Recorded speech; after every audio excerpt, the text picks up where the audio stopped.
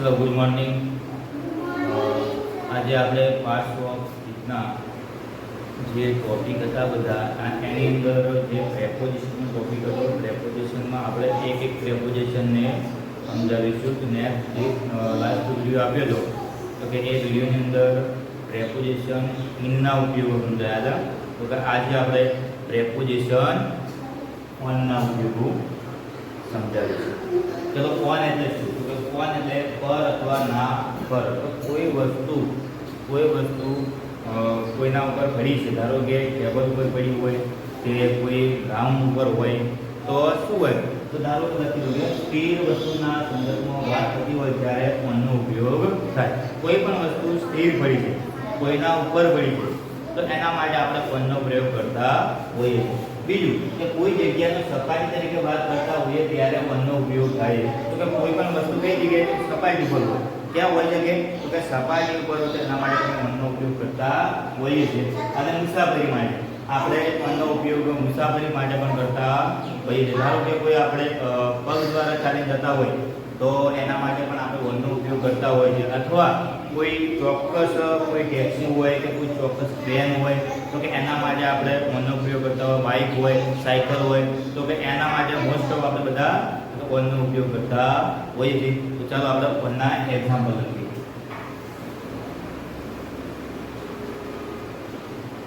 We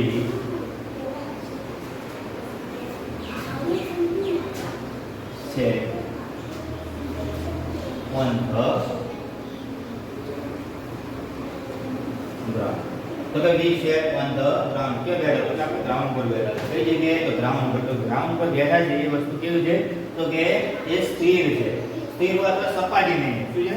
સપાટી નહીં અડીને છે।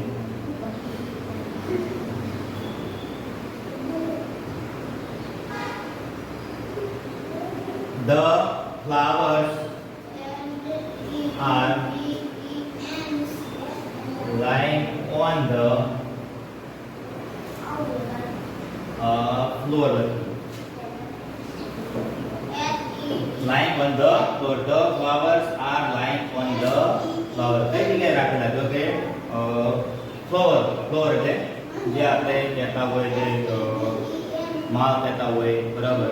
તો જે ઉપરનું સપાટી હોય એને કહેતા હોય ફ્લોર કહેતા હોય। બીજું કે કોઈ મુસાફરીની વાત કરતા હોય ત્યારે કે ઓનનો ઉપયોગ કરતા હોય તો આપણે કહેતા હોઈએ she sat on the chair। કઈ જગ્યાએ? તો કે ચેર ઉપર। કઈ જગ્યાએ? તો chair on the chair। in the chair ને શું આવશે? તો on the chair આવશે। તો હવે આપણે મુસાફરીની વાત કરતા હોય તો કે ત્યારે ક્યારે ઓનનો ઉપયોગ થતો હોય છે તો આપણે મુસાફરીના એક્ઝામ્પલ લખી દઈએ તો ત્યારે આપણે ઓનનો ઉપયોગ કરીએ મુસાફરી વખતે।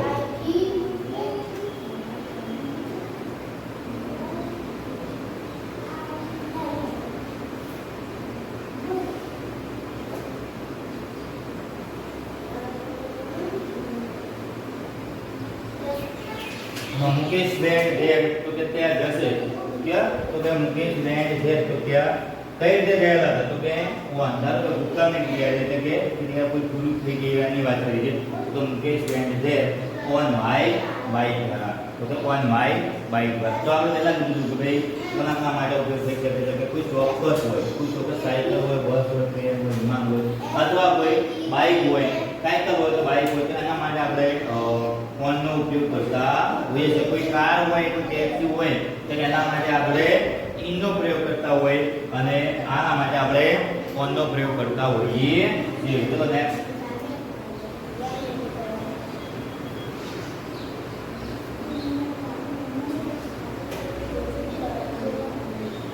see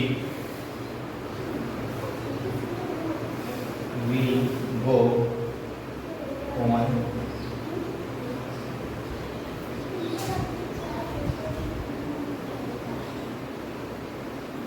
તો કે she will go on કઈ ટ્રેનની વાત કરીએ કે 10:30 ની ટ્રેન હોય એના માટે વાત કરીએ। અથવા બસ હોય, ધારો કે 10:30 ની બસ હોય તો આપણે એના માટે પણ આપણે ઉપયોગ કરતા હોઈએ છીએ।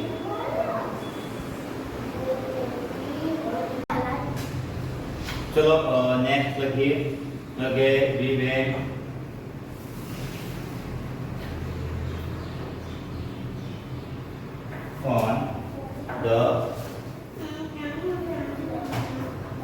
કે પગ ઉપર ધારો કે પગે ચાલી જતા તો ઓનનો ઉપયોગ થતો we went on foot. તો કે બીજો તમે ક્યારે ઉપયોગ કરી શકો? ઠીક, એટલે ચોટાડો. This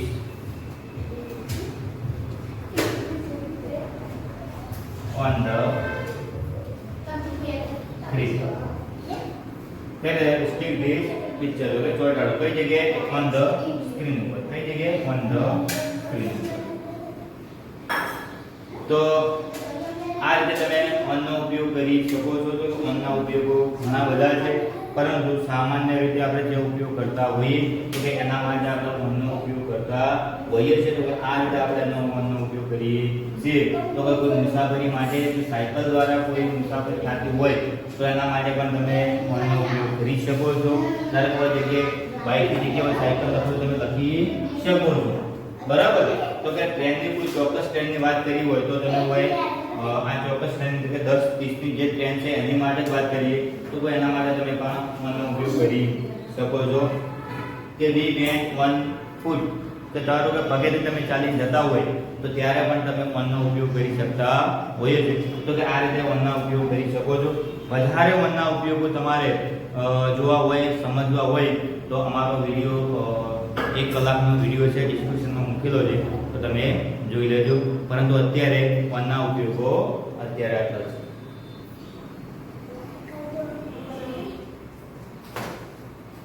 ચલો સમયના સંદર્ભમાં, સ્થળના સંદર્ભમાં, ચોક્કસ સ્થળ, ચોક્કસ પ્રવૃત્તિ. તો કે આપણે એટ ના ઉપયોગ માટે આ જે જોઈએ એટ એટલે માં દરમિયાન. આપણે આગળ જોયા on ના ઉપયોગો જોઈ લીધા. હવે આપણે જોઈએ એટ ના ઉપયોગો. તો કે એટ ના ઉપયોગ કઈ કઈ જગ્યાએ થાય? તો સમયના સંદર્ભમાં પણ એટ નો ઉપયોગ થઈ શકે છે. પણ સમય કેવો હોવો જોઈએ? કોઈ ચોક્કસ સમય હોય તો કે એના માટે આપણે ઉપયોગ કરી શકીએ છીએ. તો ચલો આપણે એક્ઝામ્પલ લખીએ. તો કે એટ ના ઉપયોગ કઈ કઈ રીતે થાય છે?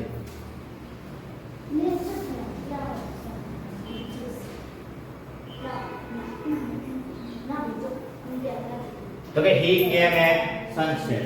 sunset એટલે સૂર્યાસ્ત. સૂર્યાસ્ત. તો કે કઈ જગ્યાએ? સૂર્યાસ્ત ચોક્કસ સમય. સૂર્યાસ્ત ચોક્કસ સમય તેના માટે આપણે સનસેટ નો ઉપયોગ કરીએ. હવે બીજું કેવું હતું કે ચલો અથવા કોઈ આવા જવાની ક્રિયા હોય અને લખતા હોય અથવા બીજું કોઈ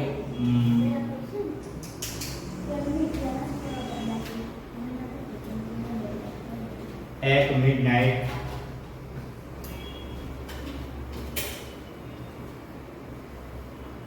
show was તો કે મધ્યરાત્રિ. કઈ જગ્યાએ?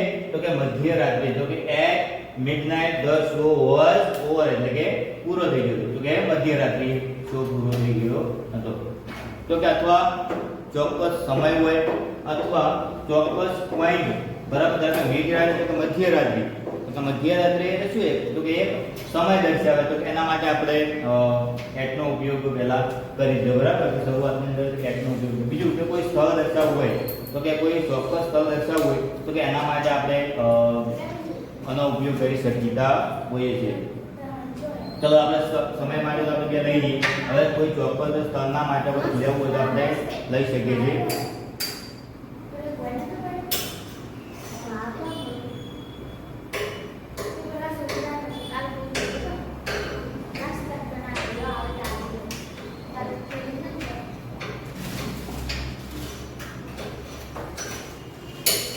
તો કે મોટું શહેર હોય તો એના માટે in વપરાતું હોય અને નાનું હોય તો એના માટે at નો આપણે ઉપયોગ કરતા હોય. તો at નોઈડા. તો કઈ જગ્યાએ? દિલ્હીની અંદર જે નોઈડા આવેલું છે તેની વાત કરીએ તો કે નાનું શહેર હોય તો એના માટે આપણે at નો ઉપયોગ કરતા હોય સ્થળ માટે. અથવા બીજું કેવું હોય તો કે એ lives at કોઈટા. તો કઈ જગ્યાએ? તો કે કોઈટાની વાત કરીએ. કોઈટા એક નાનું ગામનું છે. તો કે he lives at કોઈટા. તો કે એના માટે આપણે ઉપયોગ કરતા હોઈએ, at નો પ્રયોગ કરતા હોઈએ છીએ. ચલો હવે બીજું લખીએ. I saw her at ફ્લોરિસ્ટ. ફ્લોરિસ્ટનો મતલબ એવો થાય છે કે ફૂલ વેચવા વાળો. ફૂલ વેચવા તો કે આના માટે આપણે કે આઈ શો હર એટ ફ્લોરિસ્ટ. કે કઈ જગ્યાએ તો કે ફ્લોરિસ્ટ જે જગ્યાએ ફૂલ વેચાય છે તો કે એ જગ્યાની આપણે વાત કરીએ છીએ. તો આ માટે તમે એટ નો ઉપયોગ કરી શકો છો. આનાથી વધારે ઉપયોગ કરવો હોય તો પણ તમે એટ નો પ્રયોગ કરી શકો. જો એટ ના ઉપયોગો આના કરતા વધારે જેટલા કરવો હોય તમે કરી શકો. અથવા કોઈ આપણે કોઈ નાની ઘર નંબર દર્શાવો, ઘરનો નંબર આપણે ધારો કે શેરી હોય, નાની શેરી હોય અને આપણે ઘરનો નંબર દર્શાવવો હોય તો તમે આપણે એનો ઉપયોગ કરી શકીએ છીએ.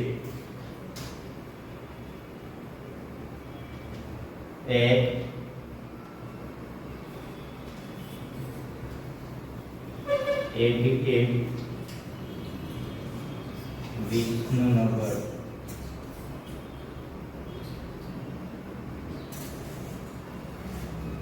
તો કે she lives at 88 વિષ્ણુનગર. તો કે આ સોસાયટીનું નામ છે.